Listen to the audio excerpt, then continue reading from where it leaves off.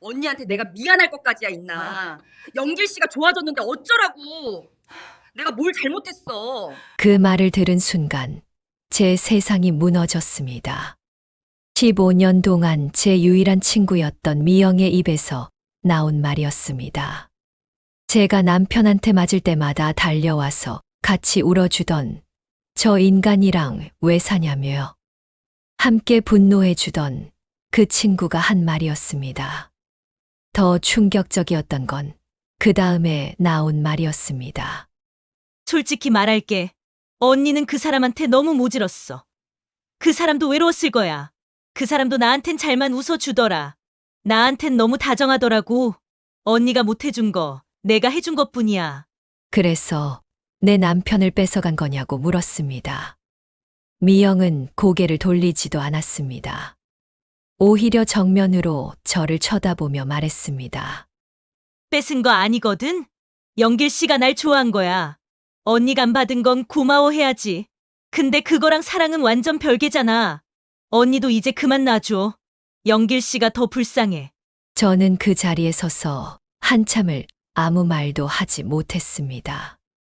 제 간을 받은 남편, 제 몸 일부가 그 사람 안에서 뛰고 있는데 그 남편을 제 유일한 친구라고 생각했던 동생이 사랑한다고 했습니다. 아니, 이미 사랑하고 있었습니다. 그것도 아무런 죄책감 없이. 오히려 저보고 놔주라고 했습니다. 지금부터 들려드릴 이야기는 25년을 함께 산 알코올 중독 남편에게 제 간을 내어준 이야기입니다. 그리고 그 남편이 수술 후 회복하면서 제 옆에서 같이 울어주던 친구와 사랑에 빠진 이야기예요. 그들은 일말의 죄책감도 없었습니다. 오히려 저를 탓했습니다. 배신에 관한 이야기, 상처에 관한 이야기, 그리고 그 모든 걸 견디고 다시 일어서는 한 여자의 이야기예요. 저는 지금도 가끔 오른쪽 갈비뼈 아래를 만져봅니다. 그곳엔 길고 희미한 흉터가 있습니다. 한때는 수치스러운 표시 같았지만 이제는 제 새 인생의 시작점이라고 생각합니다. 처음으로 돌아가겠습니다. 제가 왜 이런 선택을 했는지, 어떻게 이 지경까지 오게 됐는지, 그리고 마지막엔 어떤 결정을 내렸는지 천천히 들어주시겠습니까? 이야기가 궁금하시다면 무료 버튼인 좋아요와 구독 한번 부탁드립니다. 제게 큰 힘이 됩니다. 저는 박은혜입니다. 올해 53 되었습니다. 이름이 좀 평범하죠. 부모님이 지으신 건데 은혜롭고 사랑스럽게 살아라 그러셨답니다. 근데 저는 은혜는커녕 평생 남편한테 얻어맞으며 살았습니다. 남편은 김영길, 56살. 젊었을 땐 잘생긴 편이었습니다. 키도 크고 말 주변도 좋고 친구들 사이에선 인기도 있었고요. 그래서 28배 결혼했습니다. 부모님이 좀 반대하셨지만 저는 고집을 부렸어요. 사랑이라고 믿었으니까요. 그런데 결혼하고 얼마 안 가서 남편이 술을 마시기 시작했습니다. 처음엔 회식 자리에서, 나중엔 집에서도, 그러다 보니 매일 새벽까지 마시고 아침에 깨면 또 마시고 일은 제대로 안 다니고 돈은 술값으로 다 나갔어요. 애들 둘 낳았습니다. 큰딸 영주, 작은아들 경섭이입니다. 그 애들 키우느라 제가 공장도 다니고 식당도 다니고 파출도 나갔습니다. 남편은 그 사이 직장을 7번 바꿨습니다. 술 때문에 잘리고 싸움 때문에 나오고 그러다 40 넘어서는 아예 일을 안 하더군요. 그때부터 주먹이 나왔습니다. 밥이 이게 뭐냐고, 돈 좀 내놓으라고, 뭘 자꾸 쳐다보냐고.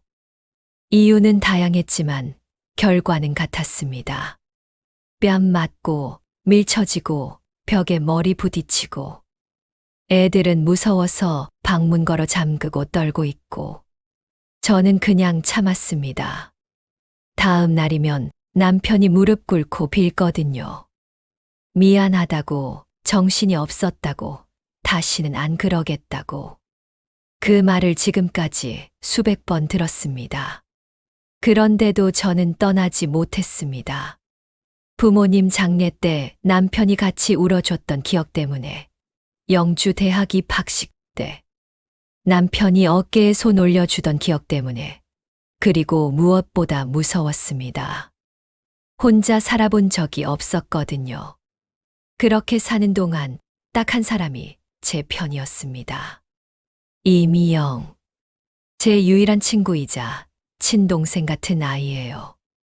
미영은 저보다 2살 아래였습니다. 동네 미용실을 운영하고 있었고요. 남편 없이 혼자 사는 사람이었습니다. 이혼했는지 사별했는지는 잘 모릅니다. 미영이 먼저 말하지 않으면 저도 안 물어봤거든요. 미영과는 15년 전 동네 마트에서 처음 만났습니다. 그날도 제가 남편한테 맞고 나서 눈두덩이가 부어 있었는데 미영이 먼저 말을 걸어왔어요. 괜찮으냐고, 어디 부딪혔냐고. 처음엔 괜찮다고 둘러댔죠. 근데 미영이 제 손을 잡으며 혼자 참지 말라고 전화번호를 주겠다고 하더군요. 그때부터였습니다. 미영은 제가 힘들 때마다 달려와 줬습니다. 밤늦게 전화하면 언제든 나와서 소주 한 잔 기울여주고, 제 말을 들어주고, 같이 울어주고, 남편 욕도 같이 해줬습니다. 그런 인간이랑 왜 사냐고, 자기 같으면 진작 도망쳤다고, 미영은 늘 그렇게 말했습니다.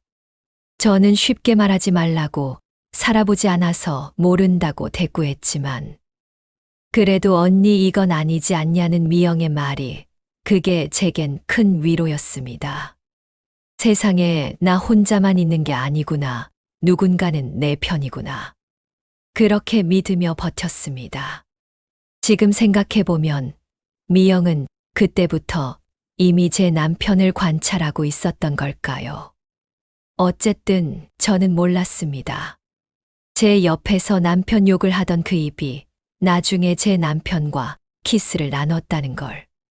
그날은 토요일 오후였습니다. 남편이 소파에 앉아 있다가 갑자기 쓰러졌습니다. 눈이 뒤집히고 입에서 거품이 나오고 얼굴이 노랗게 변하더니 의식을 잃었어요. 저는 119를 불렀고 구급차가 와서 남편을 실어갔습니다. 응급실에 도착하자마자 의사 선생님이 상태를 설명해 주셨습니다. 간경화 말기라고. 복수도 많이 차 있고 황달 수치도 심각하고 이식 안 하면 한 달도 버티기 힘들다고. 가족 중에 혈액형 맞는 사람이 있냐고 물으셨습니다. 저는 고개를 저었습니다. 남편 형제들은 연락도 안 되고 애들은 이미 몇 년 전부터 아버지 연 끊고 살고 있었습니다. 영주는 캐나다에서 일하고 있었고 경섭이는 부산에서 결혼해서 살고 있었는데 어릴 때 남편이 폭력을 휘두르는 걸 하도 봐서 둘 다 아버지 장례식 때나 오겠다고 했습니다. 그럼 제가 할 수 있냐고 물었습니다. 의사 선생님이 저를 쳐다보셨습니다. 맞으면 가능하지만 생체 이식은 기증자에게도 상당히 부담이 크니 신중하게 결정해야 한다고 하셨습니다. 저는 대답을 못했습니다. 그냥 남편이 누워있는 침대 옆에 앉아서 한참을 그 노란 얼굴을 바라봤습니다. 영길과 함께한 25년. 술, 폭력, 욕설. 그 모든 걸 견뎌온 세월. 그런데 지금 이 사람을 살려야 할까요? 그때 휴대폰이 울렸습니다. 미영이었습니다. 어떻게 됐냐고 지금 병원에 가겠다고 했습니다. 저는 어떡하지 하고 중얼거렸고 미영은 일단 기다리라고 금방 가겠다고 했습니다. 미영이 도착했습니다. 숨을 헐떡이며 응급실로 뛰어들어왔고 제 손을 꽉 잡았습니다. 괜찮냐고 물었습니다. 저는 모르겠다고, 의사가 이식을 해야 한다고 했다고 대답했습니다. 무슨 이식이냐고, 누가 하냐고 미영이 물었습니다. 저는 제가 할 거라고 말했습니다. 미영은 잠시 말이 없었습니다. 그러다 천천히 입을 열더군요. 그래도 남편이지 않냐고. 나중에 후회하는 것보단 지금 할 수 있는 걸 다 해보는 게 낫지 않겠냐고. 언니가 후회 안 남게 하자고 미영은 그렇게 말했습니다. 그 말이 제 마음을 움직였습니다. 그래, 후회는 하지 말자. 이 사람이 어떤 사람이든 25년을 함께 산 건 사실이니까.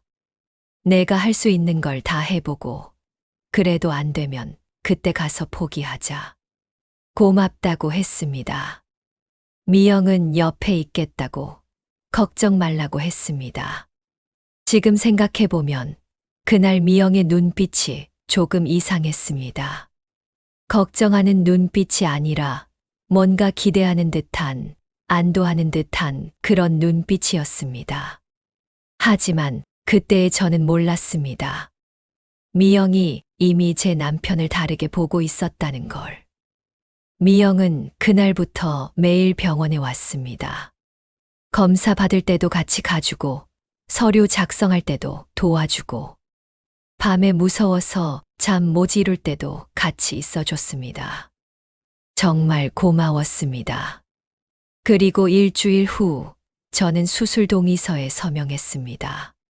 병실 창문 너머로 도시의 불빛이 보였습니다.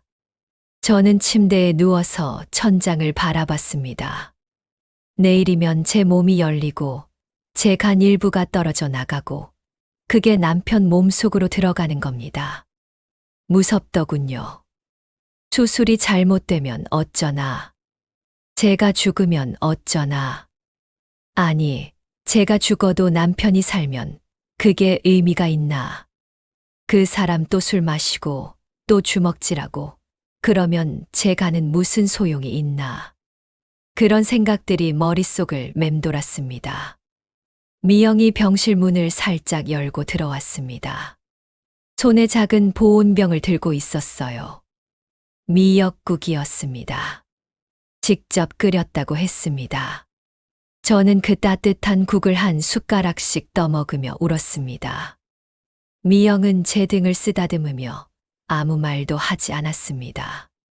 그냥 옆에 앉아 있어 줬습니다. 한참 있다가 미영이 물었습니다. 후회되지 않느냐고. 저는 고개를 저었습니다. 후회는 안 된다고. 다만 무섭다고. 앞으로 어떻게 될지 모르겠다고. 미영이 제 손을 잡으며 말하더군요. 언니는 잘하고 있다고. 이미 충분히 잘하고 있다고. 수술 잘 될 거라고. 자기가 기도하겠다고. 그날 밤 미영은 병실 간이 침대에서 같이 잤습니다. 저는 미영의 숨소리를 들으며 조금씩 마음을 가라앉혔습니다. 이 사람이 있어서 다행이다. 나한텐 미영이 있구나. 그렇게 생각하며 잠이 들었습니다. 그날 밤 미영은 남편 병실에도 들렀다고 합니다. 제가 잠든 사이에요. 나중에 간호사한테 들었습니다. 밤늦게 남편 병실에서 미영의 웃음소리가 들렸다고. 그때는 그냥 위로해 주는 거려니 했는데 지금 생각하면 그게 시작이었던 것 같습니다. 그날 밤이 제가 미영을 온전히 믿었던 마지막 순간이었습니다. 수술은 아침 7시에 시작됐습니다. 정신을 차렸을 때는 회복실이었습니다. 온몸이 아팠습니다. 특히 오른쪽 갈비뼈 아래가 불에 타는 것처럼 뜨겁고 쑤셨습니다. 숨을 쉴 때마다 칼로 찌르는 것 같았어요. 간호사가 옆에서 괜찮냐고 물었습니다. 저는 고개를 끄덕였지만 눈물이 흘렀습니다. 아파서 운 건지, 무서워서 운 건지, 후회스러워서 운 건지, 저도 잘 모르겠습니다. 수술은 성공적이었다고 했습니다. 남편도 잘 회복 중이라고 했습니다. 그 말을 듣고 저는 안도했습니다. 동시에 허무했습니다. 이제 정말 돌이킬 수 없구나. 제 간 일부가 이제 저한테 없구나. 그게 남편 몸속에 있구나. 이틀 후 저는 일반 병실로 옮겨졌습니다. 남편도 같은 층 다른 병실에 있었습니다. 미영이 두 병실을 오가며 돌봐줬습니다. 제게 밥 먹여주고 남편 상태도 확인해주고 간호사들과 얘기도 해주고 정말 고마웠습니다. 이 사람 없었으면 어떻게 버텼을까 싶었습니다. 일주일쯤 지났을 때 저는 처음으로 남편을 보러 갔습니다. 휠체어를 타고 미영이 밀어줬습니다. 남편 병실 문을 열었을 때 남편은 침대에 반쯤 기대 앉아 있었습니다. 얼굴에 핏기가 조금 돌아와 있었습니다. 노란기는 많이 빠졌고요. 남편이 저를 봤습니다. 뭐라고 말하려는 것 같았는데 목소리가 잘 안 나오는 것 같았습니다. 그냥 손을 들어 저를 향해 흔들었습니다. 저는 그 손을 잡지 않았습니다. 그냥 쳐다보기만 했습니다.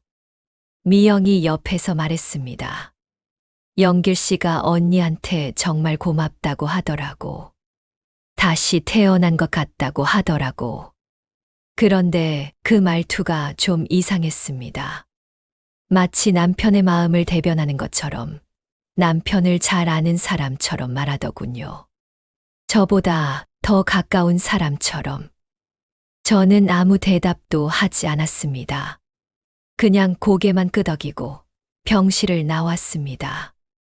복도를 걸어가는데 뒤에서 미영의 목소리가 들렸습니다. 남편한테 하는 말이었습니다.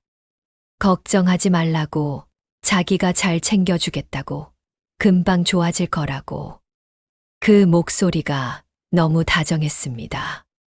저한테 하는 톤이 아니었습니다. 그때 가슴 한쪽이 서늘해졌습니다. 한 달쯤 지나서 저희 둘 다 퇴원했습니다. 저는 아직 걷기가 힘들었습니다.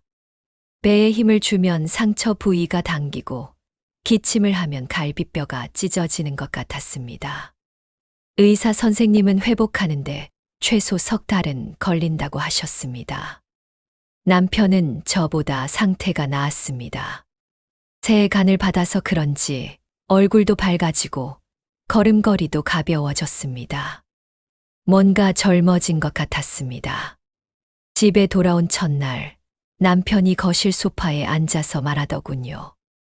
이제 술은 안 마시겠다고. 인생을 새로 살겠다고. 은혜한테 정말 미안하다고. 그런데 그 말이 진심으로 들리지 않았습니다. 마치 해야 할 말을 하는 것 같았습니다. 눈빛도 예전과 달랐습니다. 저를 보는 게 아니라 저 너머 어딘가를 보는 것 같았습니다. 저는 그 말을 들으며 예전 같았으면 눈물이 났을 텐데 이상하게 아무 감정이 안 들더군요.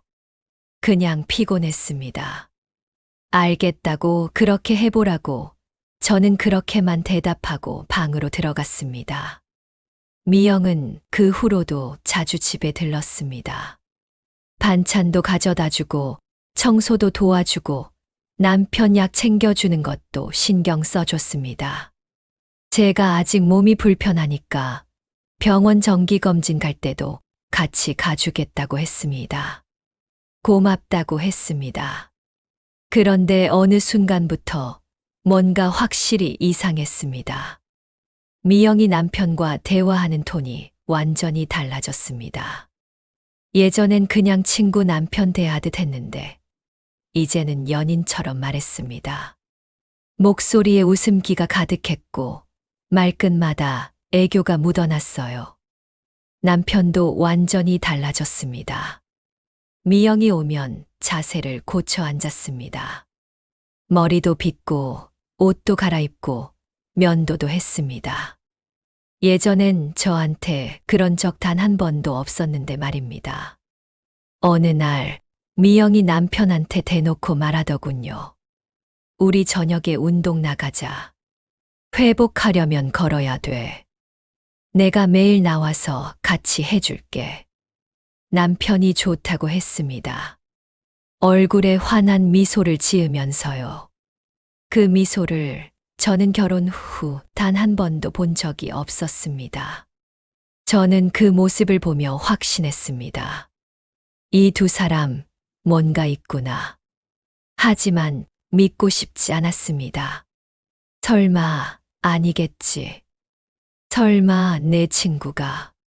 설마 내 간을 받은 남편이.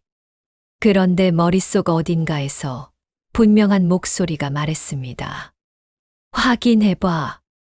지금 당장 확인해보라고. 그날 저녁 미영이 또 왔습니다. 오늘은 좀 멀리 가볼까? 날씨 진짜 좋던데. 라고 미영이 말했습니다. 남편이 현관에서 운동화를 신으며 대답했습니다. 그래, 어디로 갈까? 오늘은 좀 천천히 걸어보고 싶다고 했습니다. 한강변 쪽으로 가자고 미영이 말했습니다. 거기 벤치도 있고 사람도 없고 딱 좋다고. 미영의 목소리에 설렘이 묻어 있었습니다. 데이트 나가는 연인 같았습니다. 저는 거실 구석에 앉아 그 모습을 지켜봤습니다. 두 사람은 저를 완전히 무시했습니다. 인사도 없었습니다. 그냥 나가겠다는 말도 없었습니다. 마치 제가 투명인간이라도 된 것처럼. 현관문이 닫혔습니다. 저는 창문으로 다가갔습니다. 두 사람이 계단을 내려가고 있었습니다. 미영이 남편의 팔을 살짝 잡았습니다. 남편은 그 손을 뿌리치지 않았습니다. 오히려 자연스럽게 받아들였습니다. 단 한 번도 받아본 적 없는 다정함이었습니다. 저는 그 자리에 서서 한참을 망설였습니다. 따라가야 하나. 그런데 무섭더군요. 만약 정말 그렇다면, 그럼 저는 어떻게 해야 하나? 제 간을 준 남편이 제 유일한 친구와 특별한 관계라면요? 하지만 모른 척할 수도 없었습니다. 저는 재빨리 옷을 걸쳤습니다. 모자를 눌러쓰고 마스크를 했습니다. 그리고 두 사람이 간 방향으로 나갔습니다. 멀리서 두 사람의 뒷모습이 보였습니다. 나란히 걷고 있었습니다. 해질녘이라 사람이 많지 않았습니다. 저는 조금 떨어진 곳에서 두 사람을 지켜봤습니다. 미영이 무언가 말했습니다. 남편이 웃었습니다. 크게 배를 잡고 웃었습니다. 저는 그렇게 웃는 남편을 본 적이 없었습니다. 그러더니 미영이 남편의 어깨에 머리를 기댔습니다. 남편이 미영의 허리에 팔을 둘렀습니다. 자연스럽게, 익숙하게, 마치 수백 번 해온 것처럼. 저는 그 자리에서 얼어붙었습니다. 숨이 막혔습니다. 가슴이 찢어지는 것 같았습니다. 다리에 힘이 풀려서 그 자리에 주저앉을 뻔했습니다. 미영이 고개를 들었습니다. 남편을 쳐다봤습니다. 남편도 미영을 내려다봤습니다. 그리고 키스했습니다. 떨리는 손으로 간신히 사진을 찍었어요. 그리고 저는 뒤돌아서 걸었습니다. 아니, 뛰었습니다. 거의 미친 사람처럼. 집으로 돌아왔습니다. 방으로 들어가서 문을 잠그고 이불을 뒤집었었습니다. 그리고 울었습니다. 소리 없이 이불을 입에 물고 울었습니다. 제 간을 받은 남편이 제 유일한 친구와 입을 맞추고 있었습니다. 얼마나 지났을까요? 현관문 여는 소리가 들렸습니다. 두 사람의 웃음소리가 들렸습니다. 그리고 잠시 침묵. 옷 스치는 소리. 낮게 웃는 소리가 들렸어요. 저는 이불 속에서 귀를 막았습니다. 하지만 다 들렸습니다.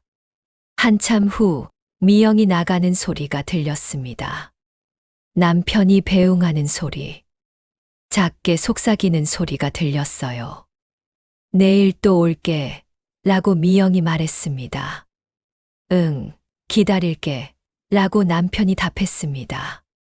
문이 닫혔습니다. 남편이 방으로 들어왔습니다. 제 방문을 지나쳐 자기 방으로 들어갔습니다.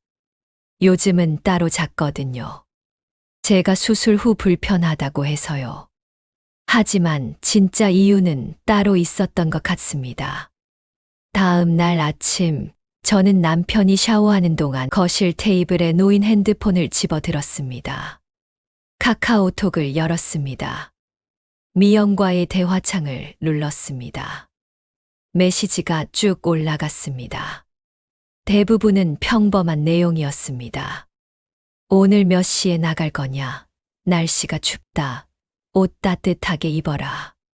하지만 중간중간 메시지들이 눈에 들어왔습니다. 남편이 보낸 거였습니다. 오늘 정말 행복했다고. 미영이랑 있으면 살아있는 것 같다고. 미영의 답장도 있었습니다. 자기도 그렇다고. 이제 어떻게 할 거냐고 하더군요. 조금만 기다려달라고, 정리하겠다고, 이제 한계라고 남편이 답했습니다. 한 달만 더 기다려달라고. 몸만 좀 더 회복되면 깨끗이 정리하겠다 하더군요. 그 아래로 더 있었습니다. 미영아, 사랑해라고 남편이 보냈습니다. 나도 사랑해 라고 미영이 답했습니다. 은혜한테 미안하긴 한데 어쩔 수 없지 않냐고.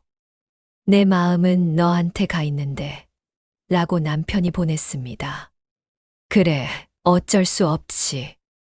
사랑은 어쩔 수 없는 거야 라고 미영이 답했습니다.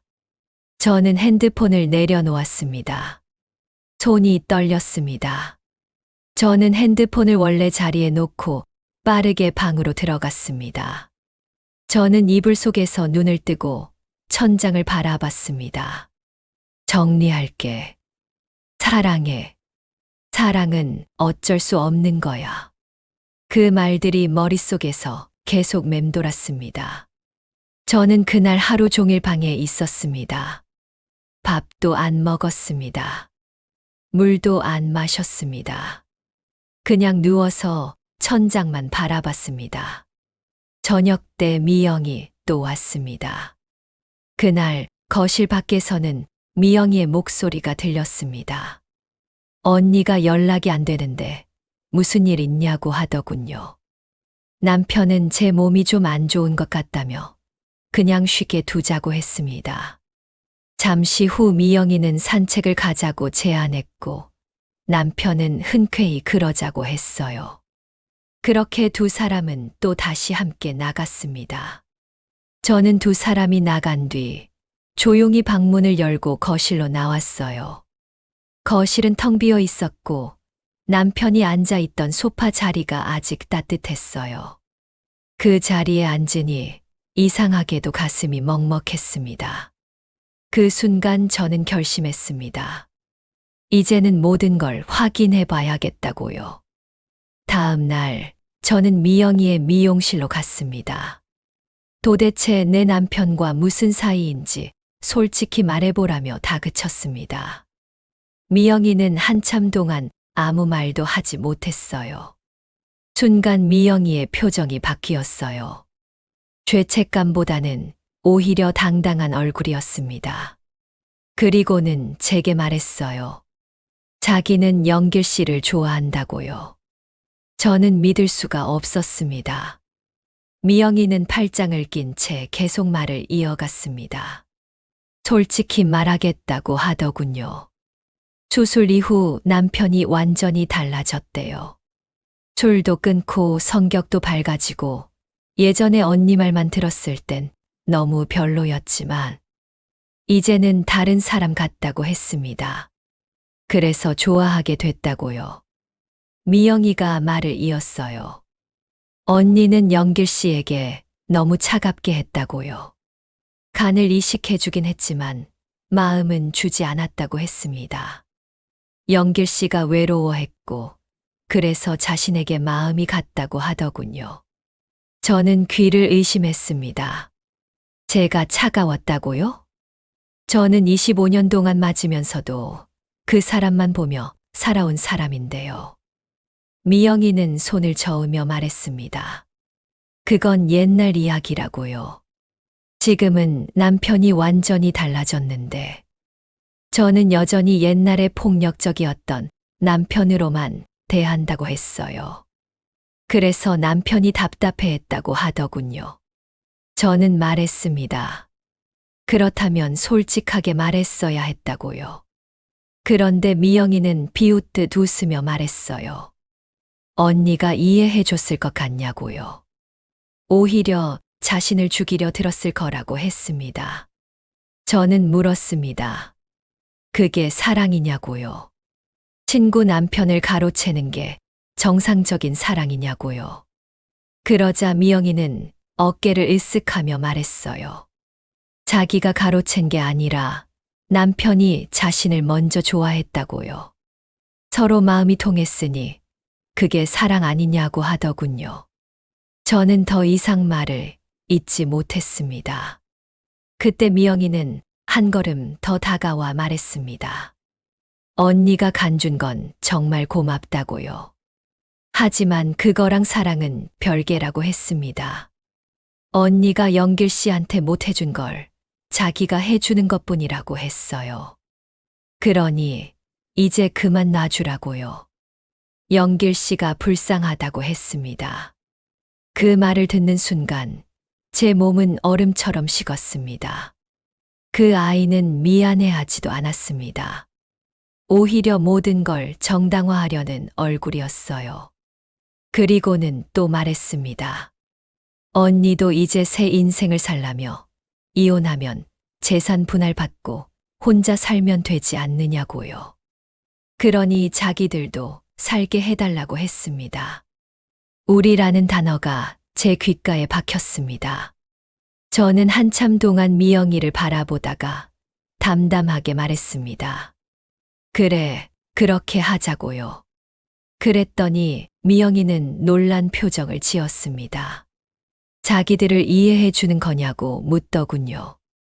저는 천천히 고개를 저었습니다. 아니라고요. 절대 이해 못 한다고요. 하지만 이미 니네가 그렇게 서를 사랑한다는데 내가 할 수 있는 게 없지 않느냐고 그냥 이혼하겠다 했습니다. 미영이는 안도하는 듯한 표정을 지었어요. 저는 그 얼굴을 더 이상 보고 싶지 않아 자리를 나왔습니다. 그냥 걸었어요. 얼마나 걸었는지도 모르겠습니다.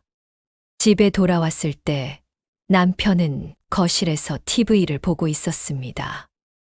저를 보더니 어디 갔다 왔냐고 묻더군요. 저는 대답하지 않고 방으로 들어가 문을 잠갔습니다. 침대에 누워 천장을 바라보니 미영이의 말이 계속 귓가에 맴돌았습니다. 언니 간준 건 고마워. 근데 그거랑 사랑은 별개잖아. 우리도 살게 해줘. 영길 씨 불쌍해. 저는 눈을 감았습니다. 결정해야겠다고 생각했습니다. 이틀 뒤 저는 법률사무소를 찾아갔습니다.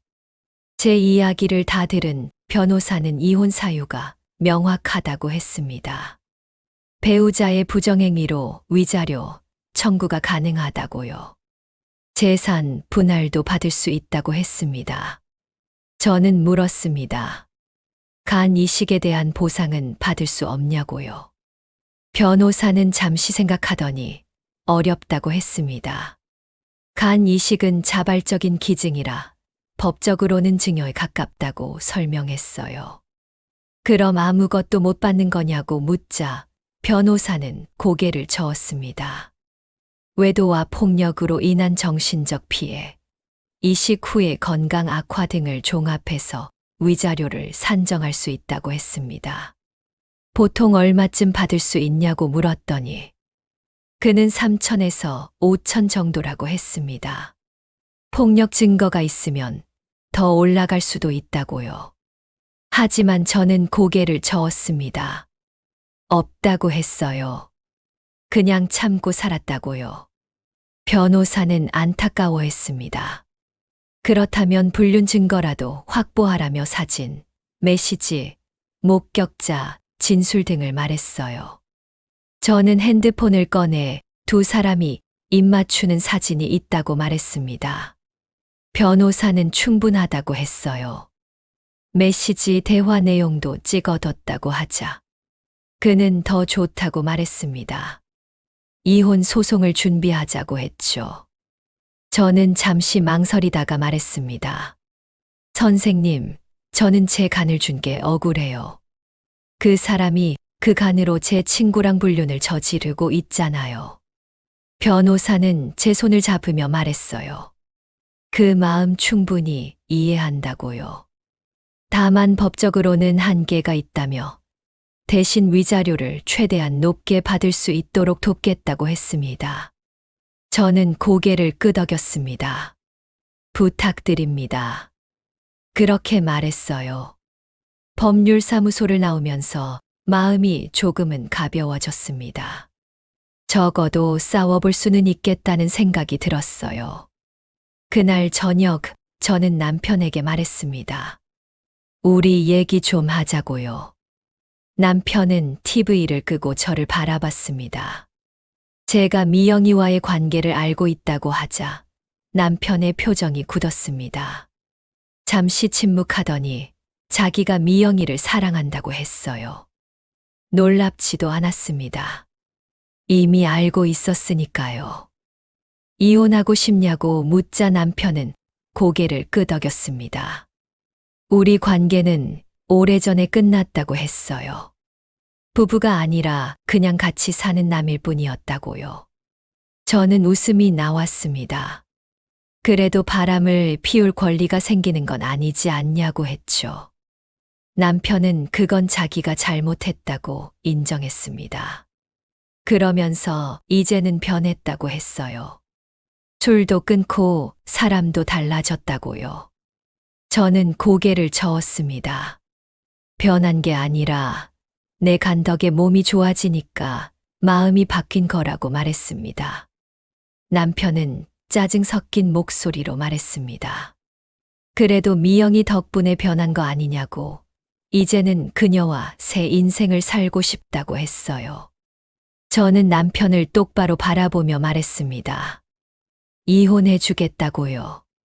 하지만 조건이 있다고 했습니다. 재산 분할 위자료, 그리고 제가 이식해준 간에 대한 보상을 요구했습니다. 남편은 어이없다는 표정을 지었습니다. 무슨 보상이냐며 그건 내가 그냥 준 거 아니냐고 했어요. 저는 말했습니다. 줬지만 당신이 배신했으니 돌려받아야 한다고요. 그가 비웃으며 말했습니다. 뭘 돌려받냐고요. 이미 준 단을 어떻게 돌려받겠냐고 하더군요. 저는 단호히 말했습니다. 돈으로 받겠다고요. 남편은 코웃음을 쳤습니다. 자기에게 무슨 돈이 있냐고 했어요. 저는 말했습니다. 없으면 만들라고요. 미영이에게 빌려서라도요. 남편은 화를 냈습니다. 미쳤냐며 소리쳤어요. 그때 저는 침착하게 말했습니다. 그럼 법원에서 판단받자고요. 제가 이식한 간의 가치, 불륜의 대가, 25년의 폭력을 다 계산해서 받겠다고 했습니다. 저는 일어서서 말했습니다. 변호사 선임했다고요. 이혼 소송 준비 중이니 서류 받으면 서명하라고 했습니다. 그가 뒤에서 제 이름을 불렀지만 저는 문을 닫고 잠갔습니다. 그날 밤 미영이에게서 전화가 왔습니다. 저는 받지 않았습니다. 2번, 3번, 4번. 계속 울리던 전화. 결국 저는 핸드폰 전원을 꺼버렸습니다. 다음 날 아침 미영이는 직접 집으로 찾아왔습니다. 초인종을 눌렀지만 저는 문을 열어주지 않았습니다. 밖에서 그녀의 목소리가 들렸습니다. 언니, 나야. 문 좀 열어줘. 그 목소리를 들으며 저는 아무 말도 하지 않았습니다. 그렇게 아주 조용히 끝을 준비하고 있었어요. 미영이는 한참을 밖에서 기다리다가 결국 돌아갔어요. 저는 창문 너머로 그 모습을 지켜봤습니다. 고개를 떨군 채 걸어가는 미영이의 뒷모습이 보였죠. 조금 안쓰럽다는 생각이 들었지만 곧 고개를 저었습니다. 한 달 후 법원에서 이혼 조정이 열렸습니다. 저는 변호사와 함께 참석했습니다. 남편도 나왔지만 혼자였고 변호사를 선임하지 않은 듯 했습니다. 조정위원은 양쪽 이야기를 들은 뒤 제가 준비해 간 증거들을 확인했습니다. 2사람이 키스하는 사진과 카카오톡 메시지 캡처본이었습니다. 자료를 살펴본 조정위원은 남편을 보며 이혼 사유로 충분히 인정된다고 했습니다. 다만 위자료 금액은 양측 합의로 정해야 한다고 했죠. 남편은 고개를 숙이고 아무 말도 하지 못했습니다. 조정위원은 재산 분할과 위자료에 대해 논의하겠다며 남편에게 재산 현황을 물었습니다. 남편은 아무것도 없다고 했습니다. 집도 전세이고 저축도 없다고 했습니다. 조정위원이 저를 바라보며 의견을 물었습니다. 제 변호사는 대신 설명했습니다. 제가 간 이식을 통해 남편의 생명을 구했지만 남편은 제 친구인 미영이와 부정행위를 저질렀으며 그로 인해 제가 극심한 정신적 고통을 겪고 있다고 말했습니다. 또한 이식 후 건강이 악화된 점 역시 보상받아야 한다고 했습니다. 조정위원은 고개를 끄덕이며 생체기증 자체를 금전적으로 환산하기는 어렵지만 정신적 피해와 건강 악화를 고려해 위자료를 산정하는 게 합리적이라고 했습니다. 그래서 제가 금액이 얼마나 되냐고 묻자 조정위원은 잠시 생각한 뒤 5천만 원 정도가 적절하다고 말했습니다. 그 말을 들은 남편이 벌떡 일어나 그 돈을 어디서 구하느냐는 듯 크게 소리쳤어요.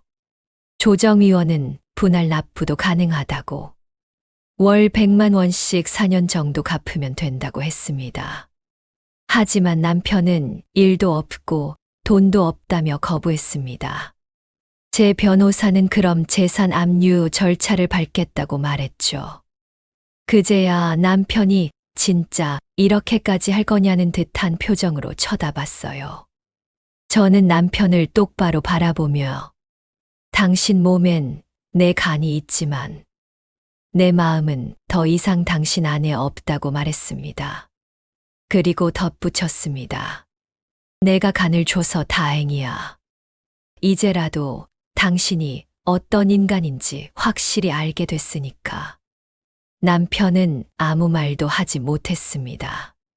조정위원은 양측이 합의에 이르지 못했다며 소송으로 넘어가겠다고 했습니다. 저는 고개를 끄덕였습니다. 조정실을 나왔을 때 복도에서 미영이가 기다리고 있었습니다. 저를 보더니 다가왔습니다. 언니 하고 불렀지만 저는 그냥 지나쳤습니다. 미영이가 제 팔을 잡고 미안하다고 했습니다. 저는 손을 뿌리치며 이제 와서 미안하다고 해서 뭐가 달라지겠냐고 했습니다. 미영이는 울먹이며 자신도 어쩔 수 없었다고 사랑이 그런 거 아니냐고 했습니다.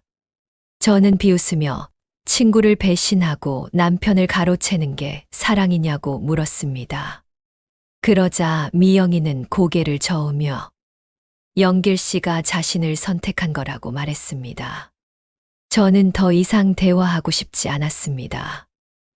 됐어. 이제 법원에서 보자. 하고 자리를 떠났습니다. 뒤에서 미영이가 제 이름을 부르는 소리가 들렸지만 저는 돌아보지 않았습니다. 3달 후 본격적인 재판이 시작됐습니다. 법정에서 저는 지난 25년간의 폭력, 간 이식 결정, 수술 후 남편의 변화와 배신까지 모두 진술했습니다. 판사는 제가 제출한 증거들 사진, 메시지, 병원 서류를 하나하나 확인했습니다. 남편은 이번엔 변호인을 선임했는데 미영이가 비용을 댄 듯 했습니다. 남편 측 변호인은 간 이식은 자발적 선택이었고 부정행위와는 별개라며 위자료는 과하다고 주장했습니다. 제 변호사는 즉시 반박했습니다. 생명을 구한 배우자를 배신한 행위는 일반적인 불륜보다 훨씬 더 큰 정신적 상처를 남긴다며 제가 현재 건강 문제로 고통받고 있다는 점을 강조했습니다. 재판은 2달 동안 이어졌습니다. 그 사이 저는 혼자 지냈습니다. 남편은 집을 나갔고 미영이 집으로 간 듯 했습니다. 저는 처음으로 혼자 사는 법을 배웠습니다. 처음엔 무섭고 외로워 밤마다 울기도 했습니다. 하지만 점점 익숙해졌습니다. 아무도 저를 때리지 않고 욕하지 않는 그 평화가 참 좋았습니다. 마침내 판결일이 다가왔습니다. 법정에 선 저는 판사가 판결문을 읽는 걸 들었습니다. 판사는 원고의 청구를 일부 인용한다며 피고가 위자료 4,500만 원과 재산분할금 1억 원을 지급하라고 판결했습니다. 간 이식에 대한 직접 보상은 인정하지 않지만 이식 후 건강 악화와 정신적 피해를 위자료 산정에 반영했다고 했습니다. 저는 고개를 끄덕였습니다. 완벽한 승리는 아니었지만 충분했습니다. 남편은 고개를 떨구고 있었고 방청석의 미영이는 얼굴이 하얗게 질려 있었습니다. 재판부는 남편의 외도와 오랜 기간의 가정폭력으로 인한 정신적 피해를 인정했다고 밝혔습니다. 혼인 중 부정행위가 심각한 정신적 고통을 초래했고 제가 신체적 희생을 감수한 점 등을 종합적으로 고려한 결과 통상적인 불륜보다 더 중대한 배신으로 판단된다고 설명했습니다. 판결을 마친 후 미영이가 다가와 조심스럽게 제 이름을 불렀습니다. 진심으로 미안하다고 말했지만 저는 고개를 저으며 이제 와서 미안하다고 해서 달라질 건 없다고 했습니다. 한참을 바라보다가 저는 천천히 말했습니다. 미영아, 너희는 언젠가 벌을 받을 거야. 다른 사람 아프게 하면 안 돼. 미영이는 고개를 숙였고 저는 잘 살아. 하지만 내 앞에는 다시 나타나지 마. 라고 말한 뒤 돌아섰습니다. 그로부터 6개월 뒤 저는 작은 원룸으로 이사했습니다. 남편에게 받은 돈으로 전세를 얻고 나머지는 저축했습니다. 동네 슈퍼에서 일도 시작했습니다. 많은 돈은 아니었지만 제 생활비로 충분했습니다. 무엇보다 평화로웠습니다. 아침에 일어나 커피를 마실 때 아무도 밥이 왜 늦냐고 화내지 않았습니다. 저녁에 TV를 볼 때 아무도 채널을 돌리지 말라며 소리치지 않았습니다. 밤에는 편히 잠들 수 있었습니다. 아무도 술 냄새 풍기며 들어와 저를 깨우지 않았습니다. 그게 행복이었습니다. 어느 날 단골 손님 한 분이 카페에서 차 한잔 하자고 제안했습니다. 저는 놀라서 정중히 거절했지만 그분은 웃으며 언제든 마음이 바뀌면 말해달라고 했습니다. 그날 밤 거울 속 제 얼굴을 봤습니다. 주름도 많고 흰머리도 있었지만 눈빛만은 예전과 달랐습니다. 죽어 있지 않았습니다. 살아 있었습니다. 오른쪽 갈비뼈 아래를 만지자 길고 희미한 흉터가 손에 닿았습니다. 예전엔 그게 배신의 상처처럼 느껴졌지만 이제는 살아남은 증거처럼 느껴졌습니다. 25년의 폭력, 배신을 견디고 다시 일어선 증거였습니다. 1년이 지나도 저는 여전히 혼자 살았고 슈퍼에서 일했습니다. 외롭지 않았습니다. 이웃들과 친구가 되었고 서로 의지하며 지냈습니다. 그러던 어느 날 우편함에 편지가 들어 있었습니다. 보낸 사람은 미영이었습니다. 저는 한참을 들고 서 있었지만 끝내 뜯지 않았습니다. 읽어본들 달라질 게 없었기 때문입니다. 다시 슈퍼로 돌아갔을 때 그 단골 손님이 또 찾아왔습니다. 다시 커피 한잔 하자고 했습니다. 저는 웃으며 이번엔 받아들였습니다. 그분의 이름은 박준호 씨였습니다. 59살 아내를 5년 전에 여의었다고 했습니다. 우리는 천천히 서로를 알아가고 있습니다. 어느 날 길을 걷다가 멀리서 남편과 미영이를 봤습니다. 손을 잡고 걸어가고 있었습니다. 가슴이 조금 아팠지만 예전처럼 무너지지 않았습니다. 그냥 그 사람들은 그 사람들의 길을 가는 거라고 생각했습니다. 저는 제 길을 가고 있었으니까요. 고개를 돌려 걸음을 재촉했습니다. 준호 씨가 기다리는 카페로 향했습니다. 지금 제 나이 57입니다. 오른쪽 갈비뼈 아래의 흉터는 여전히 남아 있습니다.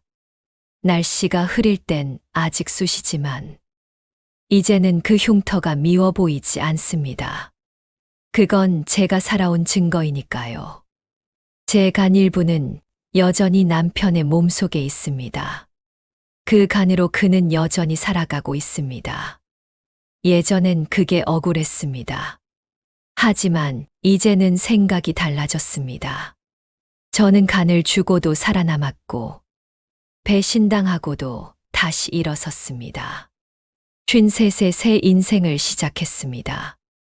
그게 제 자랑입니다. 늦게 배운 깨달음일수록 깊더군요. 남은 날들은 덜 후회하는 쪽으로 가보려고 해요. 이제 저는 압니다. 이 흉터는 제 새 인생의 시작점입니다. 이 이야기를 들으시는 여러분께 몇 가지 말씀드리고 싶어요. 첫째, 폭력은 사랑이 아닙니다. 아무리 미안하다고 해도, 아무리 변하겠다고 해도 폭력은 반복됩니다. 참는 게 미덕이 아닙니다. 떠나는 게 용기입니다. 둘째, 희생이 사랑을 보장하지 않습니다. 간을 줘도, 신장을 줘도, 모든 걸 줘도 상대방이 그 가치를 모르면 소용없습니다. 당신의 희생은 당신이 위대한 사람이라는 증거일 뿐 상대방이 당신을 사랑할 이유가 되지 않습니다. 셋째, 배신은 배신한 사람의 문제입니다. 당신이 차갑게 대해서가 아닙니다. 당신이 부족해서가 아닙니다. 배신한 사람의 인격이 문제입니다. 자책하지 마세요. 넷째, 늦더라도 얼마든지 새로 시작할 수 있습니다. 나이는 숫자일 뿐입니다. 70에도 80에도 새로운 인생을 시작할 수 있습니다. 두려워하지 마세요. 다섯째, 혼자서도 행복할 수 있습니다. 누군가 옆에 있어야 행복한 게 아닙니다. 나 자신과 평화롭게 지낼 수 있으면 그게 진짜 행복입니다. 6째, 진짜 친구는 배신하지 않습니다. 15년을 알았어도 30년을 알았어도 배신하는 사람은 진짜 친구가 아니었습니다. 진짜 친구는 당신의 가장 약한 순간에도 당신 편에 섭니다. 7째, 법은 당신 편입니다. 두려워하지 마세요. 부당한 일을 당했다면 법의 도움을 받으세요. 변호사를 만나세요. 당신에게는 권리가 있습니다. 8째, 흉터는 수치가 아닙니다. 당신이 견뎌낸 증거입니다. 당신이 강한 사람이라는 증거입니다. 숨기지 마세요. 여러분도 힘든 시간을 겪고 계신다면 기억해 주세요. 당신은 혼자가 아닙니다. 당신은 강한 사람입니다. 당신은 다시 시작할 수 있습니다. 제 이야기가 공감되셨다면 무료 버튼인 좋아요와 구독도 부탁드려요. 제게 많은 힘이 됩니다. 제 이야기를 들어주셔서 감사합니다. 모두 건강하시고 행복하세요.